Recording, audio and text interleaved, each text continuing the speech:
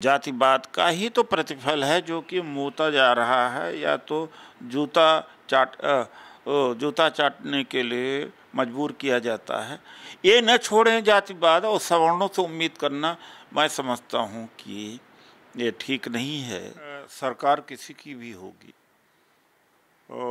कम और ज़्यादा हो सकता है, लेकिन दलित उत्पीड़न के ऊपर पूरा विराम होना संभव नहीं है, क्योंकि इसके जो स्रोत हैं समाज के अंदर हैं, राजनीति में नहीं है। और कॉन्स्टिट्यूशन तो रोकता है और जितने कानून हैं रोकते हैं, लेकिन जो सामाजिक रीति रिवाज परंपराएं हैं, व्यवस्था है, उससे जीवन ज़्यादा संचालित होता है।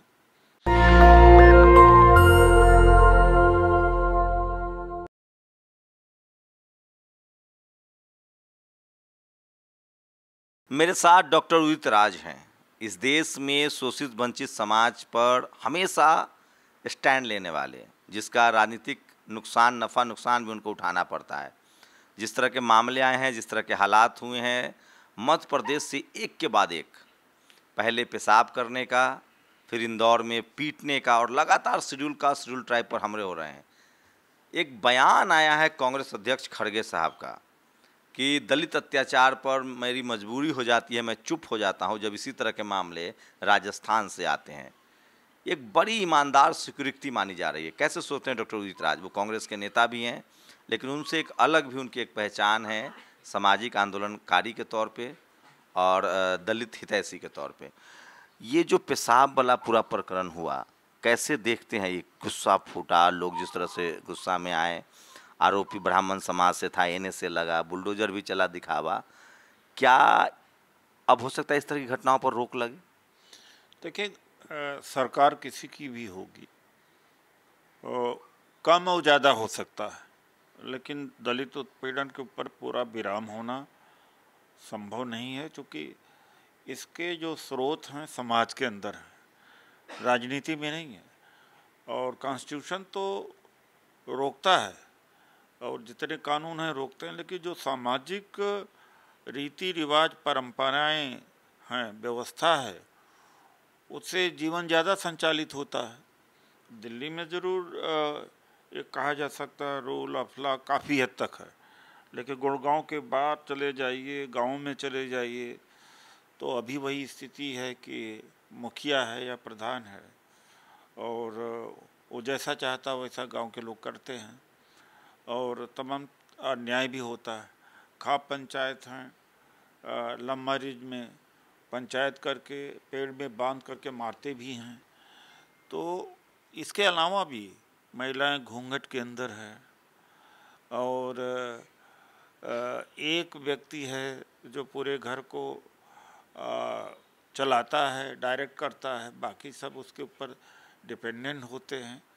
तो जो एक डेमोक्रेसी का रूल ऑफ लॉ है, वो अभी नीचे तक नहीं जा पाया है और टाइम लगेगा। लेकिन कानून जिस तरह की एकजुटता बनी है, पहले टीवी अखबार के लिए खबरें मायने नहीं रखती थी, सोशल मीडिया है, अब कानून का डर, वोट के डर से ही कार्रवाई तो शुरू हुई है। देखिए, एक बात है, मैं क्या कहना चाहता हूँ कि जो विचारधारा है, जब तक हिंदू धर्म है, बाबा साहब ने हिंदू धर्म छोड़ा क्यों था? कि यह एक राजनीतिक व्यवस्था है और अल्पसंख्यक या थोड़े लोग मेजॉरिटी के ऊपर हुकूमत करते हैं, तो इसीलिए उन्होंने हिंदू धर्म छोड़ा था। तो भारतीय जो हमारा समाज है, दलित समाज, जब पिछड़ा समाज हो, मानसिक रूप से वो भी कहीं सोचता है कि हम जो है निचले जाति के हैं, और चाहे जो इसके जो स्रोत हैं, चाहे वो रामायण हो, भागवत हो, वेद हो, पुराण हो, मंदिर हैं, वहाँ पर ब्राह्मण हैं, क्षत्रिय हैं, वैश्य, उनको सर्वोच्च दिखाया गया है। तो ऑटोमेटिकली क्या है कि जो बैकवर्ड है, शेड्यूल कास्ट, उसको मनोबल उसका नीचा हो जाता है। एक कारण यह है। दूसरा, आर्थिक रूप से कमज़ोर है। तीसरा, जो मशीनरी है, गवर्नमेंट मशीनरी है, अभी भी फेवरेबल सवर्ण डोमिनेशन है, डायरेक्टर जनरल पुलिस है या चीफ सेक्रेटरी है या इम्पॉर्टेंट जगहों पर मिनिस्टर के पीएस हैं, एपीएस हैं, वो लोग अभी भी प्रोमिनेंट जगह पर हैं। वही मैं समझना चाह रहा हूँ कि जो संवैधानिक अधिकार है, चाहे कलेक्टर हो, चाहे सीएम हो, एसपी हो, डीएम हो, इन जगहों पर डाइवर्सिटी अगर तेज़ी से आए, SC, schedule caste, schedule tribe का रिप्रेजेंटेशन बढ़े, तो इस घटना पर लगाम तो लग सकती है सर। कितने बहुत बड़े तिस्मार खा भी होंगे ना, बहुत बड़े अपने आप को गुंडा समझेंगे, क्रिमिनल समझेंगे, हवालात का चक्की जब पीसेंगे तो उनके दिमाग में जो जातिवाद भरा हुआ है तो निकलेगा। कहीं पुलिसिया कार्रवाई ये कब तक कहेंगे कि ये सामाजिक व्यवस्था ऐसी है? क्या कानून अगर अपना काम करे, जैसे इस मामले में हुआ, मुख्यमंत्री को पैर धोना पड़ा, एनएसए लगाना पड़ा, बुलडोजर करना पड़ा। देखिए, ऐसा है कि बात सच है, ये जो कहते हैं ना कॉन्स्टिट्यूशनल सेफगार्ड्स हैं, जो गवर्नेंस है, अगर इसमें सबकी भागीदारी हो, अभी रिजर्वेशन अभी भी भारत सरकार के जो सचिव हैं उसमें से 2 शेड्यूल ट्राइब का, 1 शेड्यूल कास्ट का, ओबीसी का कोई नहीं। अपेक्स लेवल पर डायरेक्टर जनरल पुलिस की भी हालत होती है, और नीचे लेवल पर इनकी उपस्थिति हो, रिजर्वेशन ठीक से लागू हो। अच्छा, होने के बाद क्या होता है कि उत्तर प्रदेश में क्या है, ज़्यादातर एक ही जाति के दरोगा हैं। अब बाकी तो अन्याय तो करेंगे, क्योंकि एक तो सवर्ण है, अन्याय तो करेंगे। तो ब्यूरोक्रेसी में, शासन प्रशासन में समुचित भागीदारी से असर जरूर पड़ता है। आप यूपी की बात कर रहे हैं, अभी एक शेड्यूल कास्ट कम्युनिटी के ही वहाँ कार्यकारी डीजीपी हैं, और कुछ मैसेज आ रहे हैं वहाँ, थाने को कह दिया गया है कि एक भी एट्रोसिटी के केस बर्दाश्त नहीं की जाएगी। इधर लगातार ग्राफ गिरा है यूपी में, और मध्य प्रदेश में बढ़ रहा है। हाँ, किया होगा, क्योंकि कह रहा हूँ कि कई जानकार अधिकारियों ने कहा कि एकदम स्ट्रिक्ट वहाँ से आदेश है, इस तरह के किसी मामले में किसी को नहीं छोड़ा जाएगा। नहीं, एक बात है कि वोट की ताकत बहुत होती है। वोट की ताकत के वजह से ही शिवराज चौहान जी पांव तक धोने लगे। अगर वोट की ताकत न होती और चुनाव तुरंत न होता तो सवाल ही नहीं पैदा होता। तो उत्तर प्रदेश में ऐसा शासनादेश जारी किया जा सकता है, या इंटरनल जो भी इंस्ट्रक्शन दिए जा सकते हैं, दिया जा सकता है, ये संभव है। एक बात समझना चाहता हूँ सर, देखिए, मध्य प्रदेश में घटना हुई, शिवराज सिंह चौहान, सिंबॉलिक ही सही, एक असर तो पड़ता है ना ब्यूरोक्रेसी पर। राजस्थान में 2-3, अगर आप एनसीआरबी के आंकड़े दिखाएं, मेरी बात ना माने, राजस्थान, मध्य प्रदेश, यूपी, ये 3, बिहार, ये ऐसे राज्य हैं जहाँ सबसे ज़्यादा कास्ट एट्रोसिटी है। कहा जा रहा है कि बिहार या राजस्थान के मुख्यमंत्री इस तरह की इनिशिएटिव लेते हुए नहीं दिख रहे हैं, नहीं दिखते हैं। इस वजह से जो इस तरह के लोग हैं, कास्टिस्ट लोग हैं, उनका मनोबल ऊपर होता है। क्योंकि बिहार में काफ़ी परिवर्तन हुआ। मैं बिहार की तुलना अगर राजस्थान से करें या मध्य प्रदेश से करें तो ये उचित नहीं है। वहाँ एक काफ़ी 25-30 साल से काफ़ी परिवर्तन हुआ। पहले हुआ करता था, अब तो बराबर का जवाब दे भी देते हैं वहाँ पर, और दोनों तरफ से मारपीट होती है। उत्तर प्रदेश की स्थिति खराब तो है, लेकिन उत्तर प्रदेश में ये तो जो आपने एक बात कहा कि वोट की ताकत से बड़ी कोई ताकत होती नहीं, और जागृति थोड़ा है, तो इसके वजह से मीडिया, यूट्यूब, सोशल मीडिया की ताकत बहुत है। अगर ये जो घटना हुई थी, यूनिट वाली मूतने वाली घटना हुई थी, फिर और सोनभद्र में जो जूता चाटने के लिए कहा गया था, ये घटना, ये सब सोशल मीडिया से तो निकल रही है। कार्रवाई भी हो रही है, तुरंत कार्रवाई हो रही है। लेकिन राजस्थान पर मेरा वही सवाल है, राजस्थान में लगातार सरकार की तरफ से कोई इनिशिएटिव नहीं दिखता है। नहीं, ऐसा नहीं है। देखिए, ऐसा है, कार्तिक भील की फैमिली सर धरने पर बैठी है 1 महीने से। खुद खड़गे साहब का बयान आ गया कि मैं कास्ट एट्रोसिटी पर क्या बोलूं, राजस्थान की घटनाएं जब सामने आती है तो मुझे चुप रह जाना पड़ता है। देखिए, ऐसा नहीं है। उत्तर प्रदेश का भी हम देखें तो कुलदीप सेंगर वाले मामले में कितने दिनों के बाद कार्रवाई हुई, और हाथरस मामले में तो मानने को तैयार नहीं थे। शाहजहाँ जो चिन्मयानंद वाला था, बहुत सारे उत्तर प्रदेश में घटनाएं हुई। राजस्थान में कम से कम मेघवा वाला भी चाहे क्यों न हो, गिरफ्तारी तुरंत हुई थी, ऐसी बात नहीं है। गिरफ्तारी सब में हुई, लेकिन ये तो मानने को भी तैयार नहीं थे। मैं ये नहीं कहता, पहले ही कह दिया कि इसके स्रोत जो हैं समाज में हैं।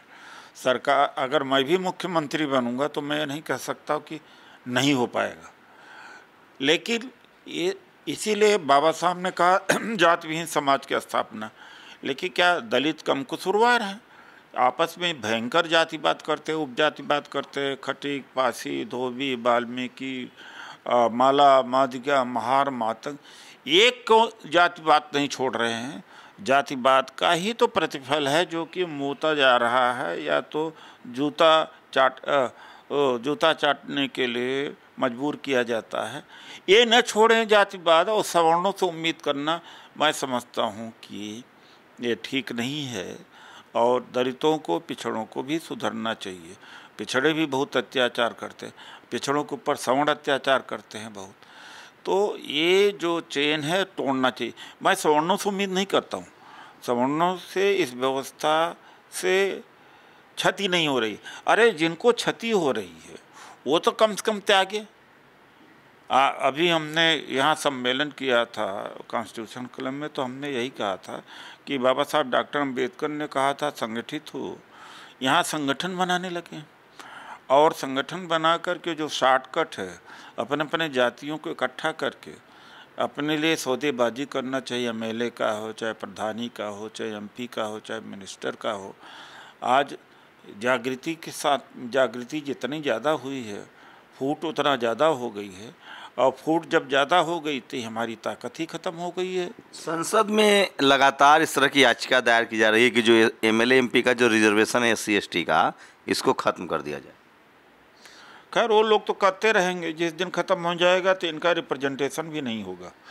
अभी हिमाचल, मणिपुर में आपने देखा BJP की सरकार है, वहाँ शेड्यूल ट्राइब रिजर्वेशन को लेकर मैतई और कुकी ग्रुपों के बीच सब कुछ सामने है। एक नया मामला आया, किसी ने इसी तरह की सुप्रीम कोर्ट में कोशिश कर रहे हैं लोग कि मुसलमानों को शेड्यूल कास्ट में डाला जाए। क्या जो पिछले कुछ दिनों में दलित मुस्लिम एकता बन रही थी, OBC एकता बन रही थी, इसको लड़ाने की साजिश है? क्या इसी तरह के हालात हो जाएंगे जैसे मणिपुर में? वो सुप्रीम कोर्ट नहीं कर सकता। लेकिन सरकार की दिलचस्पी दिख रही है मुसलमानों के प्रति, एकाएक सरकार इतना, जबकि मुसलमान ऑलरेडी OBC कम्युनिटी में हैं। नहीं, पसमानदा मुसलमानों की बातें कर रहे हैं तो 2019 में BJP ने पसमानदा मुसलमान को ही टिकट दे दी थी। 2022 में उत्तर प्रदेश में 403 सीट है, वहीं पर दे देती। लेकिन अगर उनको SC कोटा में डालते हैं तो दलित और मुसलमान आमने सामने आ जाएंगे। मैं कह रहा हूँ कि ये जो पसमानदा के साथ, और ये संसद का मामला है, सुप्रीम कोर्ट का मामला नहीं है। ये अगर कोई पिटीशन से एक आदेश आ जाते हैं सर सुप्रीम कोर्ट से, ये नहीं कर सकते। सुप्रीम कोर्ट किसी, सुप्रीम कोर्ट के जाल में तो लालू यादव, राहुल गांधी फंसे हुए हैं, जो सुप्रीम कोर्ट ने कहा कि कोई जज फैसला दे दे, आपकी सदस्यता गई, आप चुनाव नहीं लड़ सकते। आर्टिकल 341-42 के अंदर शामिल करने का पावर केवल। ये क्या लग रहा है आपको कि ये जो मुस्लिम और दलित को आमने सामने लाने की कोशिश है 2024 से पहले, और ये बड़ा ट्रम्प कार्ड हो सकता है BJP के लिए? देखिए, ऐसा है कि बिना वजह हम क्यों विवाद पैदा करें, जब आएगा तो देखा जाएगा। दूसरी बात मैं कह रहा हूँ कि ये कॉन्स्टिट्यूशनल पोजीशन है, सुप्रीम कोर्ट में हो ही नहीं सकता।